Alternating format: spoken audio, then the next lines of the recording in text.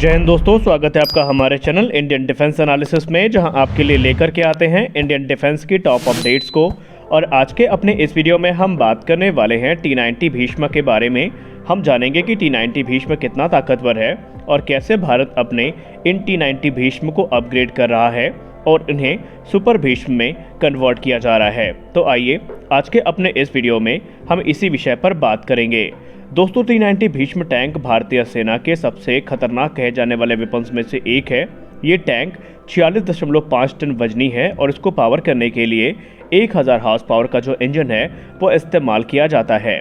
इस टैंक में एक 125 mm की स्मूथ बोर गन का इस्तेमाल किया जाता है, जो कि हर प्रकार के जो एमिनेशंस हैं उनको फायर करने में सक्षम है। इनफैक्ट लेज़र गाइडेड मिसाइल्स को भी यह फायर कर सकता है, जिनकी रेंज 5 किलोमीटर तक होती है। वही T90 भीष्म की बात करें तो ये काफ़ी वर्सेटाइल है और ये 360 डिग्री तक स्पिन करने में सक्षम है। और यहाँ पर इसके जो क्रू मेंबर हैं वो अपने कंट्रोल स्टेशन में बने रहते हैं बिना किसी दिक्कत के। इस टैंक को काफ़ी ज़्यादा मॉडिफिकेशन से गुजारा गया है बीतते समय के साथ। यहाँ पर फ्रांस और रशिया की मदद ली गई है। अगर हम बात करें इस टैंक को अपग्रेड दिए जाने की, तो इसे इंडियन कंडीशन के हिसाब से काफ़ी हद तक ढाल दिया गया है। T90 भीष्म में फ्रांस के द्वारा निर्मित थर्मल साइट्स का इस्तेमाल किया जाता है। वहीं इसमें Russian Kotak 5 explosive reactive armour का भी इस्तेमाल किया जाता है। टरेट की बात करें तो इसके टरेट में डोमेस्टिकली डेवलप्ड कंपोजिट आर्मर, जो कि बेसिकली सिरेमिक और दूसरे जो लेमनाइट्स हैं उनका मिक्सचर है, उसका इस्तेमाल किया जाता है, जो कि T90 को काफ़ी ज़्यादा प्रोटेक्टेड बना देता है। इनफैक्ट कुछ रिपोर्ट में तो ये भी दावा किया जाता है कि जो ओरिजिनल T90S एक्सपोर्ट मॉडल है उसकी तुलना में ये जो टैंक भारत का है ये काफ़ी ज़्यादा एडवांस है और काफ़ी ज़्यादा सुरक्षित भी माना जाता है। दरअसल मॉडर्न वॉरफेयर के हिसाब से टैंक को सुरक्षित होना भी काफ़ी ज़रूरी है, क्योंकि 21st सेंचुरी की जो वॉरफेयर है उसमें हमने देखा है कि जो बैटल इक्वेशन है वो लगातार बदल रहे हैं और ये जो समय है ये टैंक्स के लिए काफ़ी ज़्यादा घातक माना जाता है। क्योंकि अगर हम अलग अलग सोर्सेस की बात माने तो क्लेम किया जाता है कि रशिया यूक्रेन युद्ध में रशिया ने अब तक तकरीबन 1500 के आसपास जो टैंक्स हैं उनको गंवा दिया है। यूक्रेनियन आर्मी रशियन टैंक्स को विजुअल रेंज से बाहर होकर के भी हिट कर पा रही है और इसमें वो ड्रोन और सैटेलाइट का सहारा ले रहे हैं। एक बार टारगेट को आइडेंटिफाई किया जाता है तो फिर उसे वेरी लॉन्ग रेंज आर्टिलरी या फिर एंटी टैंक मिसाइल की सहायता से ध्वस्त भी वो कर रहे हैं। और विजुअल रेंज की बात करें तो इसमें भी जो रशियन टैंक्स हैं उनको अमेरिका की जो जेवलिन मिसाइल्स हैं इनसे काफ़ी ज़्यादा वहाँ पर चैलेंजेस का सामना करना पड़ा है। इनफैक्ट रशिया को काफ़ी ज़्यादा नुकसान भी इसका पहुँचा है। दरअसल भारत भी अब इन चैलेंजेस को समझ चुका है और DRDO के द्वारा नया लेज़र वार्निंग रिसीवर जो है वो विकसित भी किया जा रहा है। अगर हम द ट्रिब्यून की रिपोर्ट की बात माने तो इस समय defence research and development organisation एक नया advance laser threat detection system विकसित कर रही है, जो कि भारत के आर्मर्ड फाइटिंग व्हीकल और टैंक्स के लिए होने वाला है। इनके आने से बैटलफील्ड में जो सर्वाइवल के चांसेस हैं वो काफ़ी ज़्यादा बढ़ जाएंगे।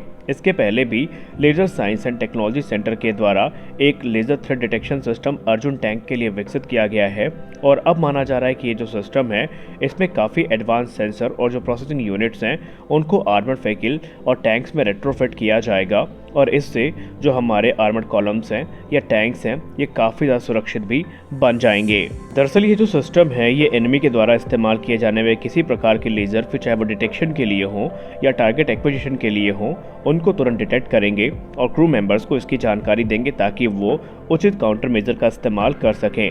और इस प्रोजेक्ट की जो जिम्मेदारी है वो DRDO के instruments research and development establishment यानी IRDE के कंधों पर है और वो इस प्रोग्राम को लेकर के आगे बढ़ रहे हैं। DRDO का ये जो लेज़र वार्निंग रिसीवर है ये हर प्रकार के थ्रेट्स को तकरीबन 6 किलोमीटर की रेंज में डिटेक्ट कर सकेगा और तुरंत इसकी जानकारी क्रू मेंबर्स तक पहुंचाएगा।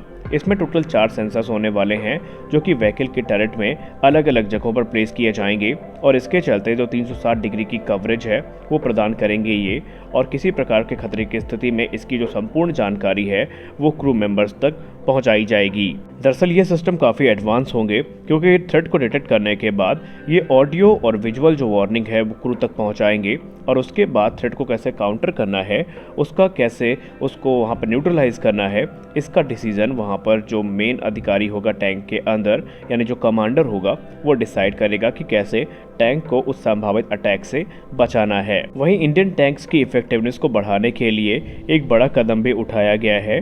दरअसल इस समय टैंक्स में जो सिचुएशनल अवेयरनेस है उनको इन्हेंस करने की काफ़ी ज़रूरत है और ये सिचुएशनल अवेयरनेस जो एडवांस ऑप्टिकल सेंसर्स हैं इनकी सहायता से बढ़ाई भी जा सकती है। और इसी के चलते 24 फरवरी को भारत के मिनिस्ट्री ऑफ डिफेंस के द्वारा एक कॉन्ट्रैक्ट साइन किया जाता है भारत इलेक्ट्रॉनिक्स लिमिटेड के साथ में, जो कि 1075 करोड़ रुपए का होता है। और इसके अंतर्गत जो टैंक्स हैं इनमें जो कमांडर साइट है उसको अपग्रेड करने की बात कही गई है। जी हाँ, यहाँ पर जो रेट्रो मॉडिफिकेशन है वो होने वाला है और ये मॉडिफिकेशन भारतीय सेना के तकरीबन 957 T90 टैंक्स में किया जाएगा, जहाँ पर जो कमांडर साइट है इनको अपग्रेड किया जाएगा जिससे कि सिचुएशनल अवेयरनेस काफ़ी ज़्यादा इम्प्रूव हो सके।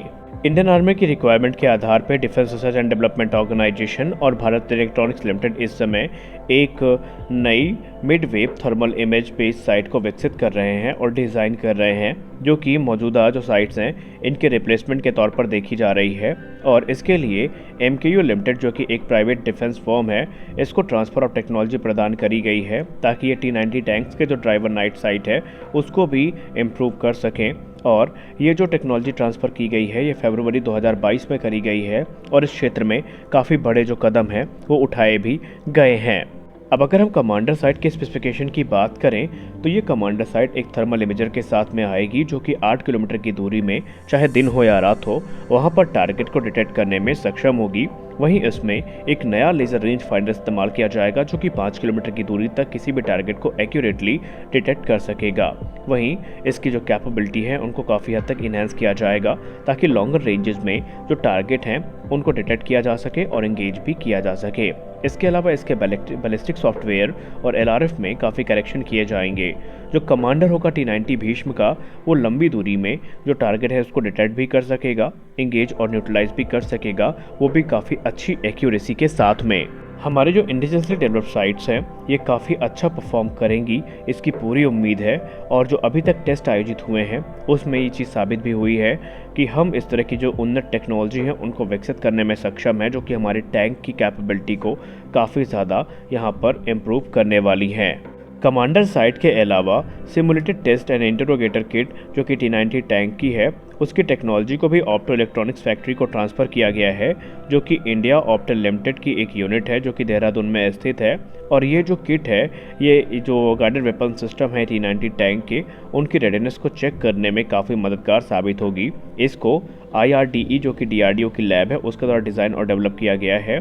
और ये जो स्टिक है ये इंडियन आर्मी द्वारा इशू करी गई PSQR के अनुरूप ही बनाई गई है और ये सिस्टम पूरी तरीके से इंडिजिनस है और ये भारतीय थल सेना की जो अर्जेंट रिक्वायरमेंट है उसके आधार पे ही विकसित करी गई है।